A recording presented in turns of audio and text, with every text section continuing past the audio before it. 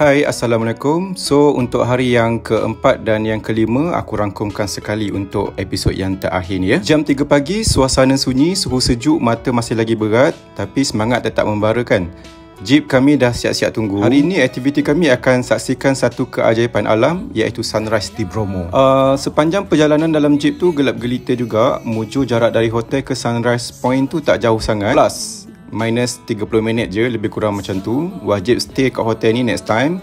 Pemandu jeep steady je, siap pasang lagu dandut perlahan sebagai soundtrack pagi kami. Lagu apa lagi? Tembak, tembak, du, tembak. Weh, sampai sekarang melekat kat kepala aku weh. Sampai je dekat sunrise point, angin sejuk terus sambut kami. Sejuk dia bukan main-main, tapi jangan risau lah, ada deretan kedai kat situ. So, kat sini juga kita boleh sewa jaket tebal, snow cap dengan sarung tangan. Yang penting pandai nego lah. Dan akhirnya langit mula berubah warna. Daripada kelabu gelap tadi, dia bertukar warna jingga lembut. Matahari pun perlahan-lahan muncul daripada balik gunung. Waktu tu semuanya senyap. Tak ada satu suara pun. Cuma bunyi angin dan juga klik-klik kamera lah. Moment tu rasa macam dunia terhenti sekejap.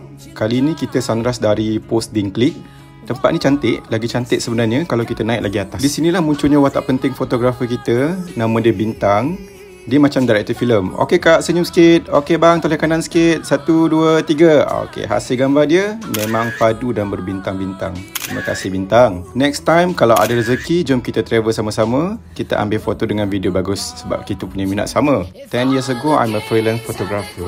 Tapi sekarang dah tak larat. Lepas bergambar puas-puas, kami bergerak ke bawah. Dalam perjalanan tu, nampak satu gerai kecil jual jasuke, jagung susu, keju. Panas-panas makan sambil dalam kesejukan. Nikmat dia tak terkata lah, macam dipeluk kesayangan lepas balik kerja.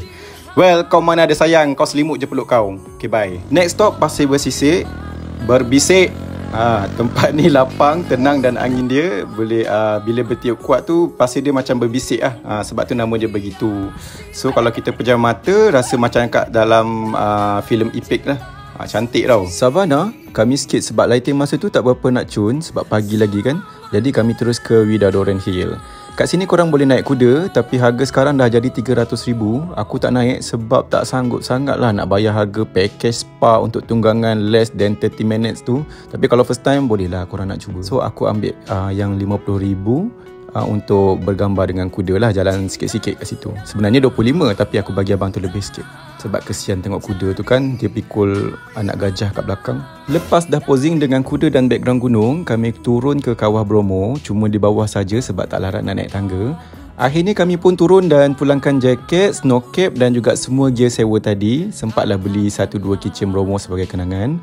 Balik hotel, terus check out. Kami brunch dekat luar. Menu dia memang meriah dan sedap. Terus jamak sekali kat situ, senang. Lepas makan, gerak ke Surabaya. Kami tidur dalam van. Dalam perjalanan tu, singgah beli souvenir kejap. Ada macam-macam krepek buah lah kat situ. Baju ada, fridge magnet pun ada.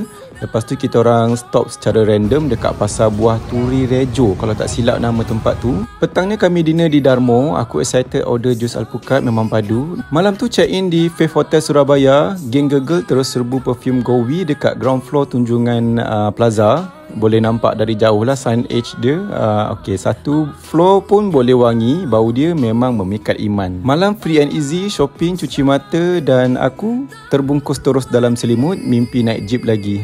Esoknya hari terakhir, breakfast kat hotel. Memang puas hati, banyak pilihan. Lepas tu kita orang terus check out dan ke airport. Kalau korang minat nak join trip yang akan datang, kita ada buat bulan 10 ni. So just comment, nanti kita akan reply satu persatu. Ataupun komen je naik. Dengan itu berakhirlah trip Bromo 5 hari 4 malam kami. Ada rezeki panjang, umur kita jumpa lagi. Dengan lafaz bismillah, trip Bromo ready to sign off.